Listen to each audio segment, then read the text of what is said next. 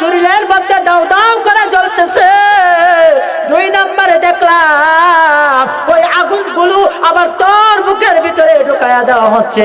3 নম্বরে দেখলাম একটা না দুইটা না 99টা সাপ তোকে দর্শন করতেছে, কামড়াইতেছে। এমনি দেই বলে মেয়ে ডাক দিয়া কয়, আম্মা গতকাল রাত্রে যা দেখছিলা সব সঠিকই দেখছিলা, তবে শুনো আজকের কাহিনী হলো তুমি যখন রাসূলের দরবারে আমার স্বামীরে নিয়ে গেলা, এমনিতে আল্লাহর রাসূল যখন বলল তাকে জান্নাতের সুপারিশ করবে, এরপরে আল্লাহর রাসূল সাল্লাল্লাহু আলাইহি সাল্লাম কথা বলার পরে সে যখন আমাকে মাফ করিয়া দিল, তারপরে আল্লাহ তাআলা আমাকেও মাফ করিয়া দিল। আমার যখন আল্লাহ তাআলা মাফ করিয়া দিল, আমি জান্নাতের ভিতরে ঢুকিয়া গেলাম, জাহান্নাম থেকে মুক্তি পাইলাম। তবে ও মা, 3টা আযাব যে আমার হচ্ছিল। 1 নম্বর আযাব, আমার সারা শরীরের মধ্যে যে জাহান্নামের আগুন দাউ দাউ করে জ্বলতে দেখলা, এই জাহান্নামের আগুনটা এই জন্য আমার শরীরের ভিতরে দাউ দাউ করে জ্বলতেছিল। আমি আমার জামাইয়ের সঙ্গে তর্ক বিতর্ক করতাম, আমি তার সঙ্গে কথায় তর্ক বিতর্ক করতাম, ডাইনে বামে চলতাম, এই জন্য জাহান্নামের আগুন আমার সারা শরীরের ভিতরে। 2 নম্বর আযাব যে দেখতে পাইলা, 2 নম্বর আযাব হলো আমার মুখের ভিতরে জাহান্নামের আগুন যে দাউ দাউ করে জ্বলতেছে দেখতে পাইলা। এই আযাবটা হলো এই জন্য আমি বেপরদা ভাবে চলতাম, বিভিন্ন জায়গায় স্বামীর কথা না শুনিয়া, স্বামীর অনুমতি না নিয়া আমি বিভিন্ন জায়গায় যাইতাম। এই জন্য আল্লাহ রাব্বুল আলামিন আমার মুখের ভিতরে জাহান্নামের আগুন ঢুকাইয়া দিচ্ছিল। 3 নম্বর, আমার স্বামী যে বলল আমাকে মাফ করবে না, এই আযাবটা হলো 99টা সাপ যে আমাকে কামড়াইতে দেখলা। এই 3 নম্বরটা হলো আমার স্বামী তার অর্থ সম্পদ আমার কাছে জমা রাখতো, সে যখন চাউলের বস্তা দিয়া যাইতো, আড়ার বস্তা দিয়া যাইতো, তার টাকা পয়সা থাকতো, তার আমানত আমি খেয়ানত করতাম, তার টাকা পয়সা আমি খেয়ানত করতাম, তার ঘরের আসবাবপত্র মালপত্র আমি খেয়ানত করতাম, তারা না ভুলিয়া ঘরের বিভিন্ন জিনিস বিক্রি করে দিতাম। এই কারণে আল্লাহ রাব্বুল আলামিন আমাকে 3 নম্বরের আযাব দিচ্ছিল। মারে, এই কারণে আল্লাহ রাব্বুল আলামিন আমাকে 3টা আযাব দিচ্ছিল জাহান্নামের ভিতরে। তবে আজকে তোমার কারণে আল্লাহ রাব্বুল আলামিন আমাকে জান্নাতের ভিতরে জায়গা করিয়া দিয়েছে। তাহলে আমরা 2টা ঘটনার মধ্যে বুঝতে পারলাম, আমরা 2টা ঘটনার মাধ্যমে জানতে পারলাম স্বামীর কথা অবাধ্য করলে জাহান্নামে যাওয়া লাগে, বেপরদায় চললে জাহান্নামে যাওয়া লাগে। হ্যাঁ, মহিলারা যখন কোথাও ঘুরতে যায় তো বলে যে আমার সুন্দর জুতা লাগবো, সুন্দর পোশাক লাগবো, কে রে মানছি কিতা পরিব,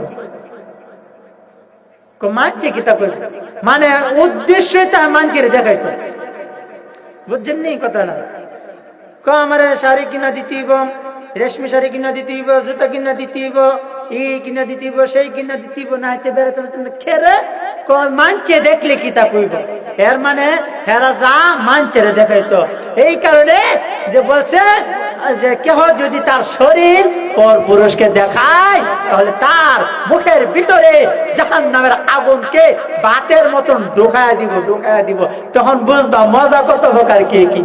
আমি যে আয়াত পড়েছি, এই আয়াতটা হচ্ছে সূরাতুল আহজাব, আয়াত নম্বর 32 এবং 33।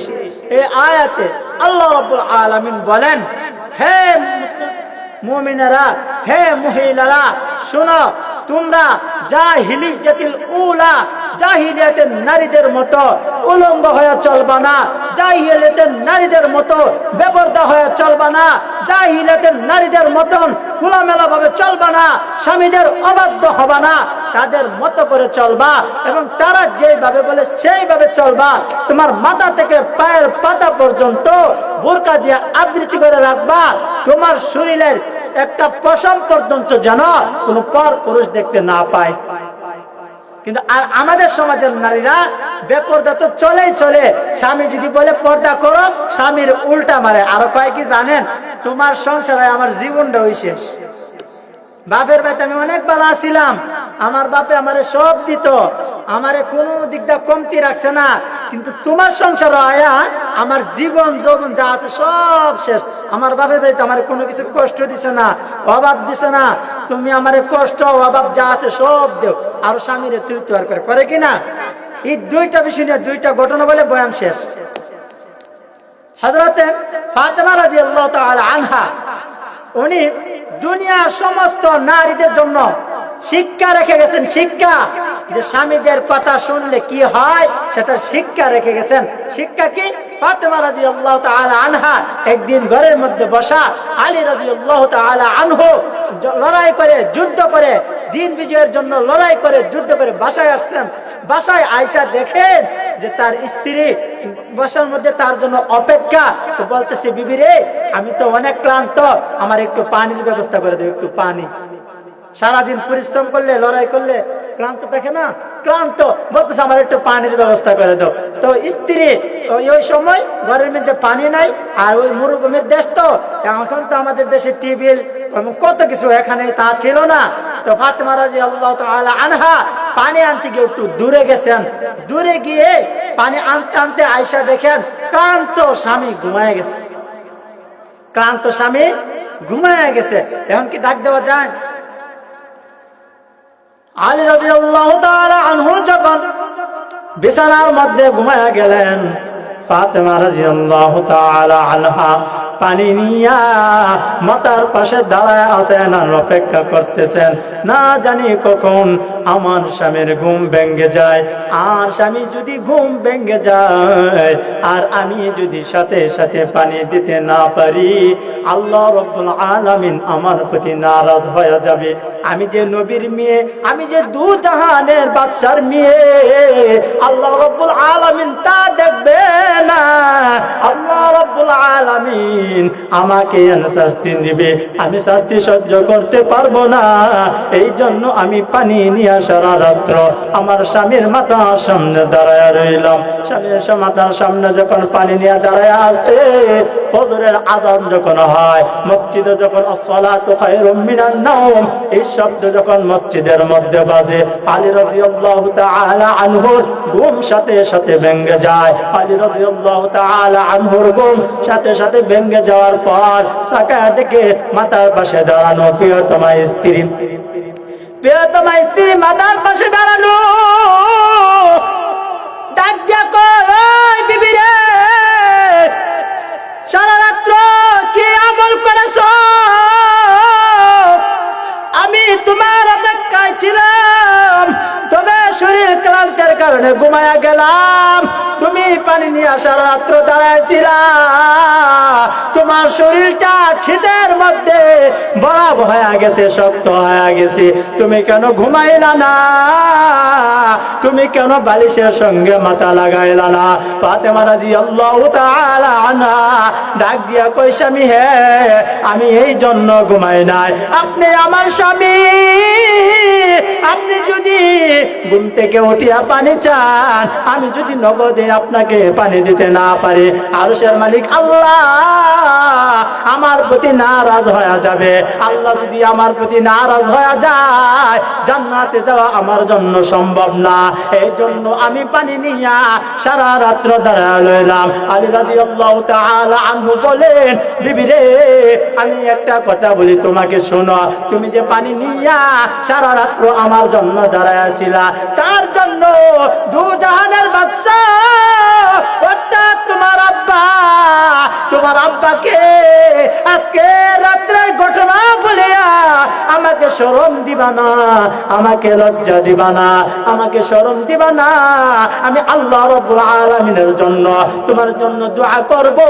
এই কথা বলি আলী রাদিয়াল্লাহু তাআলা আনহু মসজিদের মধ্যে চলিয়া যায়। মসজিদের মধ্যে যাওয়ার পর নামাজ পড়িয়া দুই হাত আল্লাহর দরবারে তুললেন, তুলিয়া বলেন, আল্লাহ, আমি ফাতেমা, ফাতেমা আমার জন্য যা করেছি, ফাতেমা আমার জন্য যা করেছে, আমি তার প্রতি খুশি, আমি তার প্রতি রাজি। ও আল্লাহ, তুমি তো বলেছ স্বামী যদি স্ত্রীর জন্য দোয়া করে এই দোয়া তুমি নগদে কবুল করিয়া নাও। স্বামী যদি স্ত্রীর জন্য দোয়া করে এই দোয়া তুমি ফিরাইয়া দাও না, তাহলে আমি আমার ফাতেমার জন্য দোয়া করি, আমি আমার স্ত্রীর জন্য দোয়া করি। আল্লাহ গো, এই দুনিয়ার ভিতরে যত নারী আছে, যত মেয়ে আছে, তাদের সবার সর্দারনি বানায়া দিবা, জান্নাতের সর্দারনি বানায়া দিবা। ও আল্লাহ, আমি স্বামী হিসাবে আমার স্ত্রীর জন্য এই দোয়াটা করলাম তোমার দরবারে। আল্লাহ রাব্বুল আলামিন সাথে সাথে দোয়া কবুল করলেন। সাথে সাথে দোয়া কবুল করার পর ফজরের নামাজ হলো। ফজরের নামাজের পরে জিবরাইল আমিনের আগমন। জিবরাইল আমিন রহমাতুল লিল আলামিনের সামনে দাঁড়ানো। রহমাতুল লিল আলামিন ডাক দিয়া কয়, ভাই জিবরাইল, কোনদিন সকালবেলা তো তুমি আসো না, সকালবেলা তোমার আসতেও দেখি না, আজকে কেন এত সকালবেলা আসলা? কোন সুসংবাদ আছে কিনা? এমনি ডাক দিয়া কয়, সুসংবাদ আছে, আপনার মেয়ে ফাতেমা জান্নাতের নারীদের সর্দারনি হয়ে গেছে। কিভাবে কিভাবে কিছুই তো জানলাম না। জিবরাইল, কেমনে হলো ঘটনা একটু আমারে খুলিয়া বলো। এমনিতে জিবরাইল আমিন সারা রাত্রে যা যা ঘটেছে সব ডাক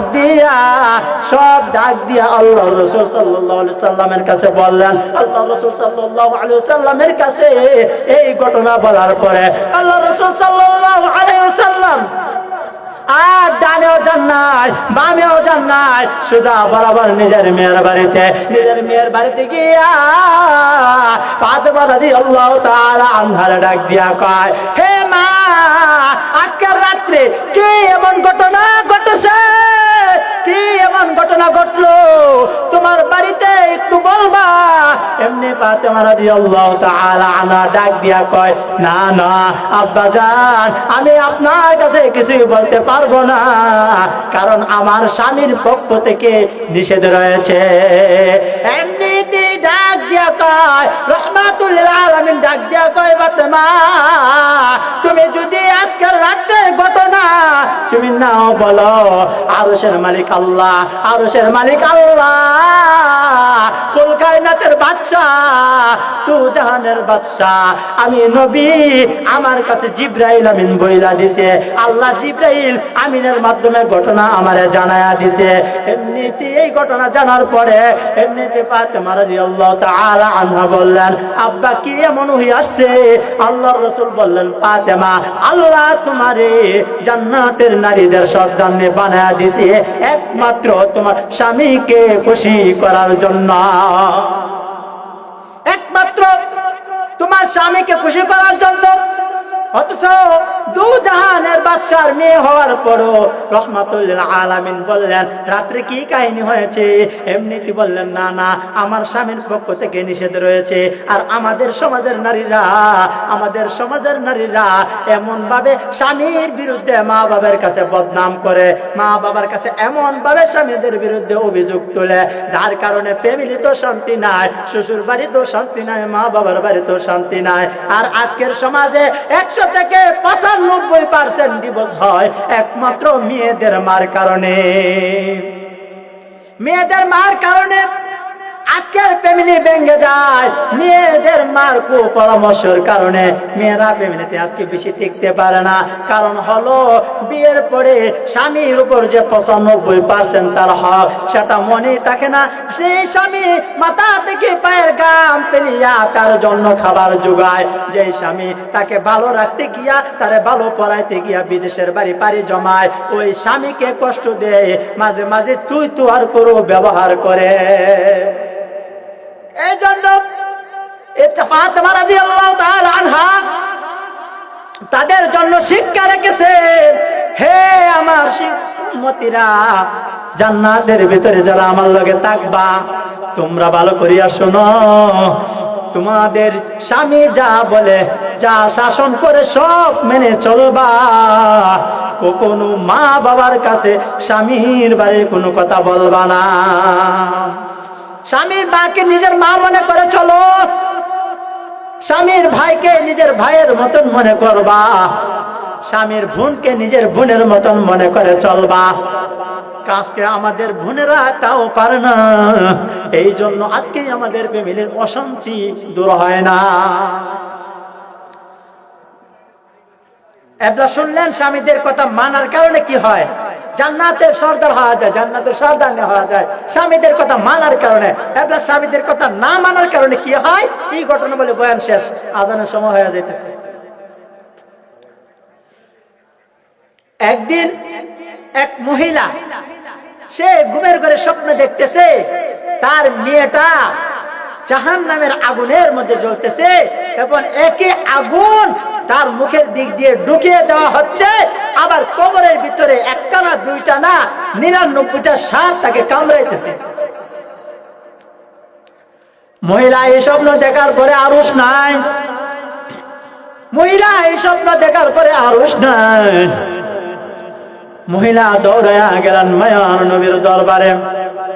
মায়ার নবীর দরবারে গিয়া কয়, ইয়া রাসূলুল্লাহ, ইয়া হাবিবাল্লাহ নবীজি, আজকে আমি স্বপ্নে দেখলাম আমার কলিজার টুকরা ছোট মেয়েটা, আমার 3টা মেয়ে, 2টা মেয়ের পরে 3 নম্বর মেয়ে, এটা আমাদের ঘরের সবার আদরি, আমাদের ঘরের সবাই এর আদর করে। হে যদি কষ্ট পায়, কষ্ট পায়, আমাদের বড় মায়ার, আমাদের বড় মহাব্বতের মেয়ে, আমরা ওরে ছোট থেকে লালন পালন করে আদর যত্ন করে বড় করেছি, ওর মনের আশা আমরা সব পূরণ করেছি, যেটা চাইতো আমরা সেটাই ওরে দিতাম। কিন্তু আজকে স্বপ্নে দেখলাম আমার মেয়েটা জাহান্নামের ভিতরে জ্বলতেছে, জাহান্নামের আগুন তাকে দাও দাও করে জ্বালাইতেছে, আবার এই আগুনগুলো তার মুখের ভিতরে ঢোকা দেওয়া হচ্ছে। শুধু তাই না, একটা না দুইটা না 99টা সাপ তারে কামড়াইতেছে। এমনিতে আল্লাহ রাসূল সাল্লাল্লাহু আলাইহি সাল্লাম বললেন, ও মহিলা, তোমার মেয়েকে কি তুমি বিবাহ দিয়েছিলা? এমনি ডাক দিয়া কয়, ইয়া রাসূলুল্লাহ, ইয়া হাবিবাল্লাহ নবীজি, আমার মেয়েকে বিবাহ দিলাম, বিবাহ দেওয়ার পরে বেশি দিন সংসার করতে পারে না, দুনিয়া থেকে বিদায় হয়ে গেছে। এমনিতে আল্লাহ রাসূল সাল্লাল্লাহু আলাইহি সাল্লাম বললেন, তুমি আর দেরি করবা না, তাড়াতাড়ি তোমার মেয়ের স্বামীর বাড়ি যাও, গিয়া বলবা তার মনে কোনো আঘাত দিয়েছে কিনা, তার মনে কোনো কষ্ট দিয়েছে কিনা, তার মনের ভিতরে কোনো দুঃখ দিয়েছে কিনা। মহিলা দৌড়া যায়, দৌড়া গিয়ে দেখে মেয়ের স্বামী বাড়িতে আছে, জড়াইয়া জোড়া কান্নায় ভেঙ্গে পড়ছি। বাবা গো, আমার মেয়েটাকে তোমার হাতে তুলিয়া দিছিলাম, বেশি দিন তোমার খেদমত করার সময় পাই না, কিন্তু আমার মেয়েটা ছিল বড় আদরের। আজকে স্বপ্নে যা দেখলাম তা বলার মতো না। আমি স্বপ্নে দেখলাম আমার মেয়ে একটা না দুইটা না বড় বড় 3টা আযাবের ভিতরে পড়িয়া আছে। 1 নাম্বার আযাব হলো তার সারা শরীরের ভিতরে জাহান্নামের আগুন দাউ দাউ করে জ্বলে, আবার দেখলাম একই আগুন তার মুখের ভিতরে ঢুকাইয়া দেওয়া হচ্ছে। শুধু তাই না, তাই না, তাই না, একটা না দুইটা না 99টা সাপ তাকে এমন জোরে কামড়াইতেছে, আমি সহ্য করতে পারলাম না। আল্লাহ, এখন আমি কি করব? মহিলা মেয়ের জামাইকে যখন এই কথা বললেন আর কাঁদে, এমনি মহিলার স্বামী কয়, আপনার মেয়ে আমাকে 3টা রকম কষ্ট দিয়েছেন, 2টা কষ্ট মাফ করব, 3 নম্বরটা আমি মাফ করব না।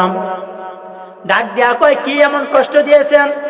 বলে, 1 নাম্বার কষ্ট, আপনার মেয়ে আমার সঙ্গে তর্ক বিতর্ক করত, আমি যখন বলতাম আমার কোনো কথা শুনতো না, আমার সঙ্গে তর্ক বিতর্ক করত, বেপরদায় চলতো, আমি বলতাম বেপরদায় চলবা না, স্বামীর সঙ্গে তর্ক করা ভালো না, এই কথাগুলো আপনার মেয়ে শুনে নাই।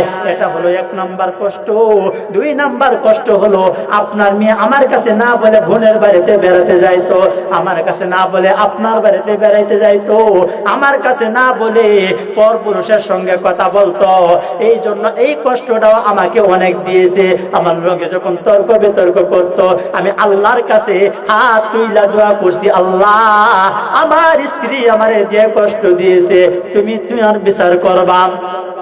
এই যে দুইটা কষ্ট, এই দুইটা কষ্ট আমি আপনার মেয়েকে মাফ করলাম, 3 নাম্বার কষ্ট আমি মাফ করব না।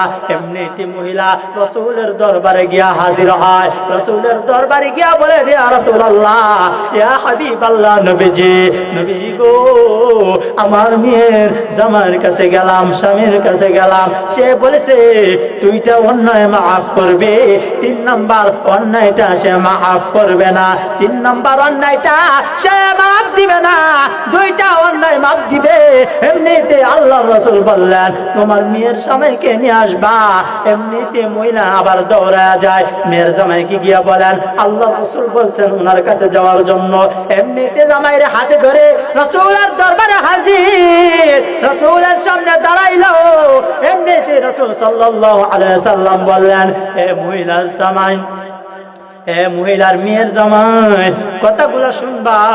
তুমি যদি তোমার স্ত্রীরে 3 নাম্বারটা মাফ করে দাও, আমি আল্লাহর রাসূল তোমারে সুপারিশ করিয়া আল্লাহর তৈরি জান্নাতে পৌঁছায়া দেব।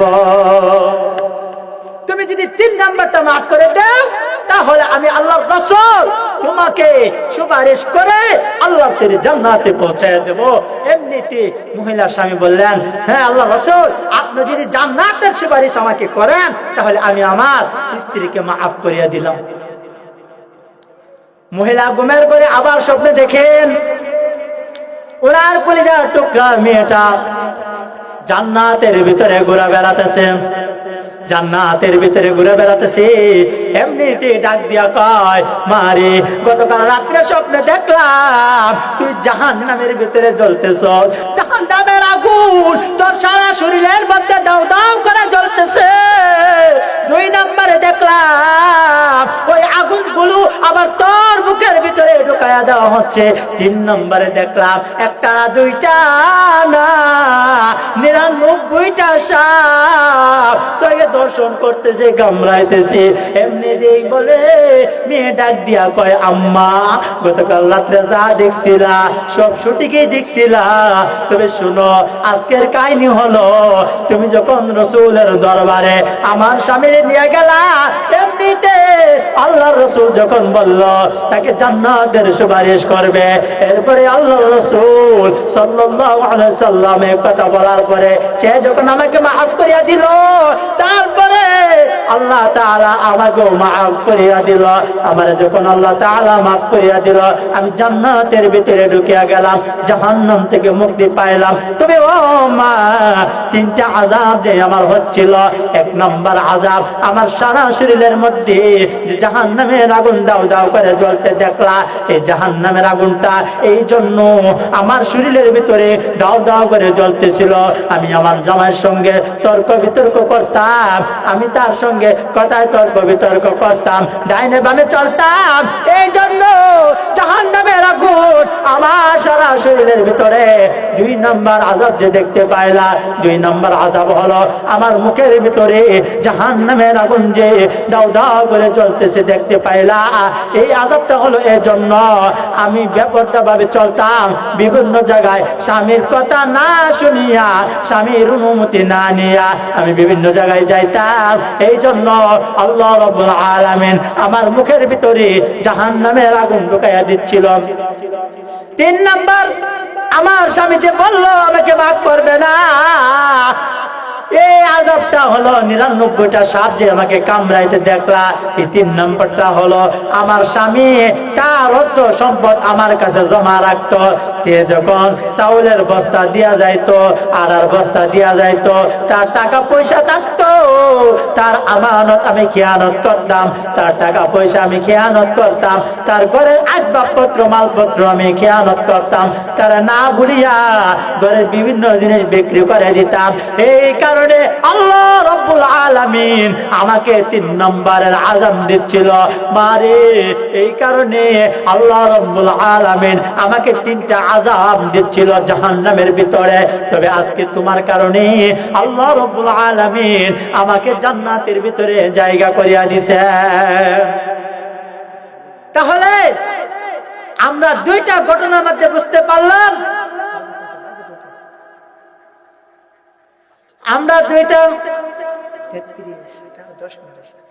আমরা দুইটা ঘটনার মাধ্যমে জানতে পারলাম যে স্বামীর কথা অবাধ্য করলে জাহান্নামে যাওয়া লাগে, বেপরদায় চললে জাহান্নামে যাওয়া লাগে। হ্যাঁ, মহিলারা যখন কোথাও ঘুরতে যায় তো বলে যে আমার সুন্দর জুতা লাগবো, সুন্দর পোশাক লাগবো। কে রে? মানছি কিতা পড়বো, মানছি কিতা করবো, মানে উদ্দেশ্যই তা মানছিরে দেখাইতো। বুঝছেন নি কথাটা? আমার শাড়ি কিনা দিতেইব, রেশমি শাড়ি কিনা দিতেইব, জুতা কিনা দিতেইব, এই কিনা দিতেইব, সেই কিনা দিতেইব, না হাইতে বেড়াতে খেরে মানছে দেখলে কিতা কইব। এর মানে হেরা যা মানছে দেখাইতো। এই কারণে যে বলছে যে কেহ যদি তার শরীর পর পুরুষকে দেখায় তাহলে তার মুখের ভিতরে জাহান্নামের আগুনকে বাতের মতন ঢোকায়া দিব। তখন বুঝবা মজা কত হোকার কে কি। 3 নাম্বার, হ্যাঁ, স্বামীর রক্ত মাল আত্মসাৎ করা, এটা বাংলাদেশে বর্তমানে করে অ্যাভেলেবেল।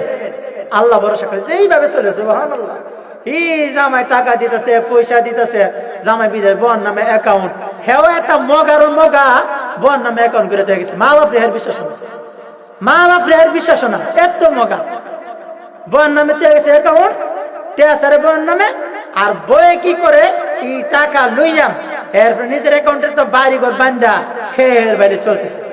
আর জামাইরে পরিচয় দেন। বহু প্রবাসী আছে এমন, চোখের পানিতে বুক বাসায়, কাঁদতে কাঁদতে বুক বাসায় কলিজা ফাইটতে দেওয়ার অবস্থা। কয়েকদিন আগে কুমিল্লাতেই দেবীদের এক ঘটনা এমন দেখলাম যে জামাই বিল্ডিং করে দিয়ে গেছে, এটাতে পর পুরুষ নিয়ে থাকে, এটাকে পর পুরুষকে আবার জামাইও বানাইছে, নিজের জামাইরে পরিচয় দেন, অথচ নিজের জামাইয়ের টাকার বাড়ি ঘর পায়। তো এই জন্য বলছে স্বামী টাকা পয়সা মাল সম্পত্তি যখন কেউ আত্মসাৎ করে তো তার শাস্তি হলো জাহান্নামের ভিতরে 99টা সাপের কামড়। তার শাস্তি কি? 99টা সাপের কামড়। হ্যাঁ, এবার আমার মাইকের আওয়াজ যতদূর যাইতেছে, জগপুর, রাজেশপুর, জয়নগর সহ আশেপাশে যত গ্রামের মানুষই শুনতেছেন, কুমিল্লার মানুষ ভালো করে শুনেন, যদি জাহান্নামে যাওয়ার ইচ্ছা থাকে স্বামীরে নারাজ করবেন বেশি বেশি। যদি জাহান্নামের আগুন কেমন দেখতে চান, জাহান্নামের আগুনের মজাটা একটু চাকতে চান, তাহলে জামার সঙ্গে একটু তর্ক করেন। হ্যাঁ, একটা করবে, আপনি 3টা করবেন। আর যদি সাপের কামড় খাইতে চান, সাপের কামড় কেমন মজা, তাহলে বেশি বেশি স্বামীর মাল আত্মসাৎ করবেন।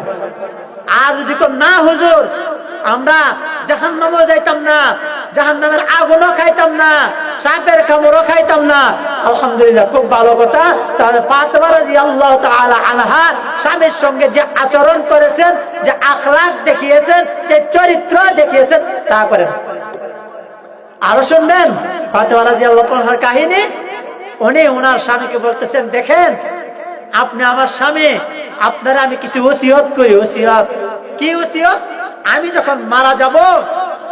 যখন মারা যাব তো আমার পরে আপনার পছন্দ মতো আপনি আরেকটি বিবাহ করে নেবেন। দেখতেছেন নি কথা? আমি মারা গেলে আমার পরে আপনি আরেকজনকে কি করে নেবেন? বিবাহ করে নেবেন। ফাতেমা রাদিয়াল্লাহু তাআলা আনহা ইন্তেকালের পর আলী রাদিয়াল্লাহু তাআলা আনহু ফাতেমা রাদিয়াল্লাহু তাআলা আনহার বোনজি হযরত উমামা রাদিয়াল্লাহু তাআলা আনহাকে বিবাহ করেন। দ্বিতীয় বলছেন, আমি যখন মারা যাব আমার যে 2টা সন্তান হযরত হাসান, হযরত হুসাইন রাদিয়াল্লাহু তাআলা আনহু, এদেরকে দেখে শুনে রাখবেন, এদেরকে কষ্ট দিবেন না। 3 নম্বরে বললেন, আমি যদি দিনের বেলা মারা যায় আমাকে রাতের বেলা দাফন করবেন, আর যদি রাতের বেলাও মারা যায় আমাকে রাতের বেলায় দাফন করবেন। এরপরে বললেন, দেখেন আমাকে দিনের বেলা মারা গেলে রাতে দাফন করবেন, এজন্য আমার লাশের উপরে আবার একটা কাপড় দিয়ে রাখবেন, মানুষ যেন বুঝতে না পারে যে আমি ফাতেমা কতটুকু লম্বা, কতটুকু খাটো, কতটুকু মোটা, কতটুকু চিকন, এটা যেন সাহাবায়ে কেরাম বুঝতে না পারে। এটা হলো এক। আরেকটা কথা, আমি ফাতেমা রাদিয়াল্লাহু তাআলা আনহা যখন ইন্তেকাল করব তো সাহাবায়ে কেরামকে জানাবেন না, কোনো খোঁজ খবর দিবেন না। যদি কোনো খোঁজ খবর দেন আর জানান তাহলে মানুষ বলবে আরে নবীজির মেয়ে ফাতেমা মারা গেছে, মানুষ ভেঙে পড়বে, লোকদেরকে পিরাতে পারবেন না। এই জন্য আমাকে রাতের বেলা দাফন করবেন, পর্দা সহিত দাফন করবেন, কেউ যেন আমাকে না দেখে। চিন্তা করতে পারছেন? আল্লাহু আকবার। হযরত ফাতেমা রাদিয়াল্লাহু তাআলা আনহা যখন ইন্তেকাল করেন, রাতের বেলা ইন্তেকাল করেন, তখন আল্লাহ রাসূল সাল্লাল্লাহু আলাইহি সাল্লাম রওজা মুবারক থেকে স্বপ্ন যুগে হযরত আবু যর গিফারি রাদিয়াল্লাহু তাআলা আনহুকে বলতেছেন, হে আবু যর, আমার ফাতেমা ইন্তেকাল করেছে, আবু যর তুমি যাও, আমার বাড়িতে যাও, তার বাড়িতে যাও, তাকে দাফন কাফনের কাজ তোমার সম্পন্ন করতে হবে। এবং ওই ফাতেমা রাদিয়াল্লাহু তাআলা আনহা আল্লাহ রাসূল সাল্লাল্লাহু আলাইহি সাল্লামের ইন্তেকালের 6 মাস পরে উনি নিজেও ইন্তেকাল করেন। অর্থাৎ পিতার ইন্তেকালের 6 মাস পরে নিজের মেয়েও ইন্তেকাল করেন। দেখেন আমাদের সমাজের মহিলারা পর্দা করে ইন্তেকালের পরে, আমাদের সমাজের মহিলারা পর্দা করে ইন্তেকালের পরে, মরার পরে কাটিয়ার উপরে একটা কাপড় দো মানছে দেখবো, ওখান মানছে দেখলে কি আর না দেখলে কি? এখন মানুষ দেখলে কি আর না দেখলে কি আমার বলেন? আপনারা কেডা কইছে মরার পরে পর্দা করতেন? মরার পরে পর্দা না, জীবিত থাকতে পর্দা, জীবিত থাকতে পর্দা। সারা জীবন বুঝাইলাম ভাই নামাজ পড়েন, নামাজ পড়েন, নামাজ পড়েন, ফজর পড়েন, জোহর পড়েন, আসর পড়েন, মাগরিব পড়েন, এশারের নামাজের খবর নাই। মরার পরে হুজুর জান্নাত দেন, জান্নাত জান্নাত হুজুর খতম করেন, শরীফ খতম করেন, জান্নাতে পড়ে জান্নাতে পাঠাই দেন। কিয়ামত পর্যন্ত যদি জান্নাতে পড়েন জান্নাতে যেত না, কেড়ে যেত না। হেতের নামাজ নাই, হেতের ফজর নাই, হেতের জোহর নাই, হেতের মাগরিব নাই, হেতের এশা নাই, নামাজের হেতে পেশা বানাইছে না, জানাজা দিয়া নি জান্নাতে দিবেন। আমাদের মানুষ সোজা হয় মরার পরে, মরার আগে সোজা হয় না। কথা বুঝছেন? একদিন এক কৃষক বেড়া বন্ধে গেছে কাজ করার লাগে, কৃষক বেড়া বন্ধে গেছে কাজ করার লাগে, জমিতে কাজ করতেছে। ফুতেরে কইছে, পুত্রে দিলা খাবার সুন্দর করে আমার লাগে লয়ে যাইছে। ফুতে আর খাবার নিছে না। আর এদিক দিয়া ব্যাংক সাপেরে কইতেছে, কি রে মামু তুই ডাইনে বামে ব্যাংকা কইরা এত ব্যাংকা হয়ে চলস করে, শুধু আটলে তোরে কি মারে? সাপের হচ্ছে রাগ, গেছে সুবুল ব্যাংকে বসে নদী। ওই কৃষক বেড়াতে সারাদিন খাওয়ান নাই, বিকাল বেলা বাল নিয়ে কান্দুলি আইতেছে, আয় দেখে বাবু এখন ফুস ফুস ফুস ফুস করে, পরে রাজি লুইয়া এমন মায়ের মারা মারছে, মায়ের আসে পরে ক্ষেতের আইলের মধ্যে সোজা করে তুইছে। তারপরে ব্যাং আইছে, ব্যাং আসসালামু আলাইকুম, আই লাভ ইউ মামু, কেমন আছেন? আই লাভ ইউ মামু, মামু আমি তোমার অনেক ভালোবাসি। মামু কথা কো, মামু এই সোজা চলবার লাগি কইছিলাম, কথা কো। দেহে সাবের কথা কয়। পরে ব্যাংকে খুব আফসোস নিয়ে বলতেছে, মামুরে বহুত বুঝাইছিলাম, সোজা হয়ে আসল, সোজা হয়ে আসল, সোজা হয়ে আসল, সোজা তো উইসই না, উইসস মরার পরে, সোজা উইসস মরার পরে। আমরা মানুষের কি অবস্থা, আমরা মরার পরে খাটিয়া গিয়া সোজা হয়, আমরা মরার পরে কবরে গিয়া সোজা হয়, আমরা মরার পরে অন্ধকার গিয়া সোজা হয়, বাচ্চা থাকতে সোজা হয় না। কথা ঠিক কিনা? বাচ্চা থাকতে সোজা হয় না। এখন যদি কথা ভাই একটু সোজা হন তো সাপের লাগান, সাপের যেমন ব্যাংকে সাপের পিছনে একটু সোজা হয়েছিলেন, ব্যাংকের সুপ মারছে। আমাদের সমাজের মানুষরা যখন করবেন একটু সোজা হয়েছিলেন তো আপনার সুবল দিব, ইলা বালো না, ইলা বালো না, ইলা বালো না, ইলা বালো না। আছে না নাই? বহুত আছে, মানে বহুত। এজন্য আমাদের মা বোনদের আজকের আমার আলোচনা থেকে শুধু 2টা শিক্ষা নিলে চলবে। এই আধা ঘন্টার উপরে আলোচনা, পুরো আলোচনা শিক্ষা নিতে আমি বলবো না। আমার আলোচনা 2টা শিক্ষা নেন। একটা শিক্ষা হলো বেপরদায় চলবেন না, বেপরদা কোনো পুরুষের সঙ্গে কথাও বলবেন না, স্বামীর অবাধ্য হয়ে চলবেন না। এই কথাগুলো যদি মেনে চলেন আপনার সংসার হবে জান্নাতের টুকরা। আর এই কথাগুলো যদি মেনে না চলেন, সকালে ঝগড়া, দুপুরে ঝগড়া, রাতে ঝগড়া, বাতের বিলে পিয়া মারামারি, ডেগের পাতিল দিয়ে বিটাবিটি, দেখবেন মারামারি বিটাবিটি কত প্রকার কি।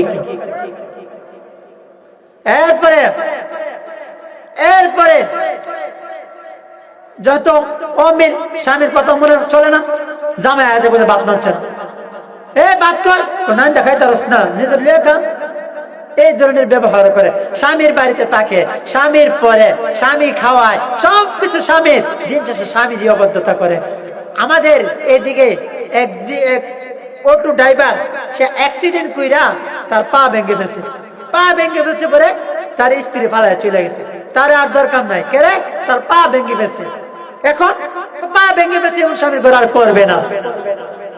তবে ওই স্ত্রী চলে গিয়া বাপের বাড়ি 3 মাস পুরা হয়েছে, এদিকে স্বামীর বাবা আবার ভালো হয়েছে। আমাদের বামন বাড়ির কথা কইতেছে, আজান হইতেছে না, স্বামীর পা ভালো হয়েছে। ভালো হওয়ার পরে ওই স্ত্রী আবার করতেছে আমি আমার স্বামীর ঘর করবো। স্বামী কর বাপের বাড়িতে তাও এইটাই বেলা, সংসার বহুত করছো, আর করো লাগতো না। এই জন্য নিঃস্বার্থ ভাবে স্ত্রীদেরকে এবং স্বামীদেরকে উভয়কে ভালোবাসবেন, মহব্বত করবেন। আল্লাহ রাব্বুল আলামিন স্বামী স্ত্রীর মিল মহব্বত করে চলার তৌফিক দান করেন। আমাদের মা বোনকে পর্দাশীল হয়ে চলার তৌফিক দান করেন। ওয়া মা আলাইনা ইল্লাল বালাগ।